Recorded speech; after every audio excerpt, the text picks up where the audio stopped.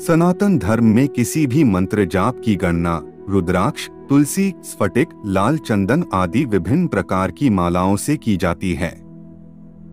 यह तो आप सबको पता ही होगा कि प्रत्येक माला में 108 मनके होते हैं और सनातन संस्कृति में 108 का बहुत ही महत्व होता है।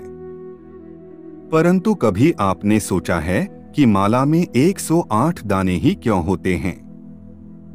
सनातन धर्म में 108 का इतना विशेष महत्व क्यों है? इस वीडियो में हम बताते हैं कि सनातन धर्म में कोई भी बात मनगढ़ंत नहीं है, बल्कि इसके पीछे कोई ना कोई गहरा विज्ञान और गूढ़ रहस्य छिपा है। आज के इस वीडियो में हम बताने वाले हैं कि प्रत्येक माला में 108 दाने ही क्यों होते हैं और सनातन धर्म में 108 का क्या महत्व है। आप यह जानना चाहते हैं तो वीडियो को अंत तक अवश्य देखें। साथ ही इस महत्वपूर्ण जानकारी को अपने प्रियजनों को अवश्य शेयर करें। विलंब न करते हुए आरंभ करते हैं।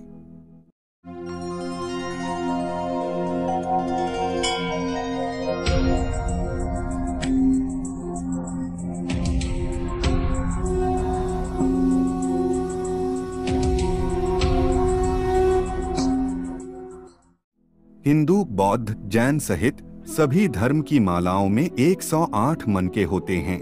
केवल मुस्लिमों की माला में 100 मनके होते हैं।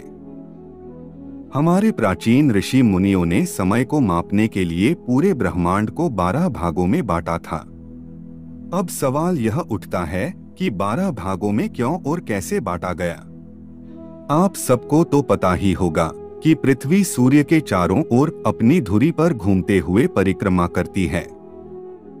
पृथ्वी को सूर्य का पूरा एक चक्कर लगाने में 1 वर्ष का समय लगता है। साथ ही अपनी धुरी पर घूमकर एक चक्कर पूरा करने में 24 घंटे का समय लगता है। पृथ्वी एक गोलाकार पथ में घूमती है, इसलिए चक्कर पूरा करने में वह 360 डिग्री घूमती है। इस 360 डिग्री अंक को ऋषि मुनियों ने 12 भागों में बांटा था, जिसे राशि कहते हैं।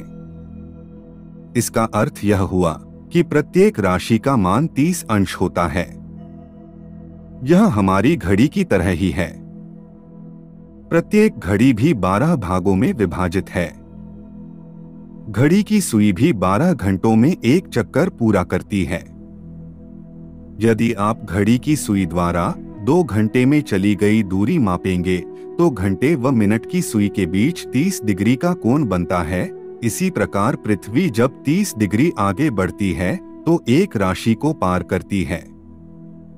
इसी तरह आगे बढ़ते हुए 24 घंटे में 12 राशि अर्थात 360 डिग्री को पूरा करती है। जिस प्रकार 1 घंटे को 60 मिनट व 1 मिनट को 60 सेकंड में विभाजित किया गया है, ठीक उसी प्रकार हमारे ऋषि मुनियों ने इन राशियों को 9 चरणों में बांटा है। यदि आप 12 और 9 को गुणा करते हैं तो वह 108 ही होगा। ब्रह्मांड का सूक्ष्म अध्ययन करने के लिए हमारे ऋषियों ने इसे 27 नक्षत्रों में बांटा है। प्रायः सनातन धर्म में जब हम लोग एक दूसरे से मिलते हैं तो राम राम कहते हैं। प्राचीन भारत में ऐसा आमतौर से होता था, परंतु आज का आधुनिक मनुष्य पश्चिमी देशों की नकल करने में लगा हुआ है, जिसमें hello, good morning, bye bye आदि निरर्थक शब्द बोलने पर वह खुद को पढ़ा लिखा और आधुनिक समझता है, जबकि इस निरर्थक शब्दों का कोई भी वैज्ञानिक महत्व नहीं है। परंतु राम राम कहने में कैसा विज्ञान छुपा है, आइए जानते हैं। यदि आप हिंदी वर्णमाला में का से शुरू करके रा तक गिनेंगे तो रा हिंदी वर्णमाला का 27वां अक्षर है और मां 25वां अक्षर है। राम शब्द में रा और मां के बीच में आ की मात्रा है। आ हिंदी वर्णमाला का दूसरा अक्षर है। इन तीनों संख्याओं को जोड़ेंगे तो यह संख्या 54 होगी। इसलिए 2 बार राम राम कहने से अर्थात राम राम कहना भी भगवान की एक माला जप के बराबर है। इसीलिए सनातन संस्कृति में राम का नाम सबसे पवित्र माना जाता है। ऋषि मुनियों ने ब्रह्मांड में 9 ग्रहों की खोज की थी।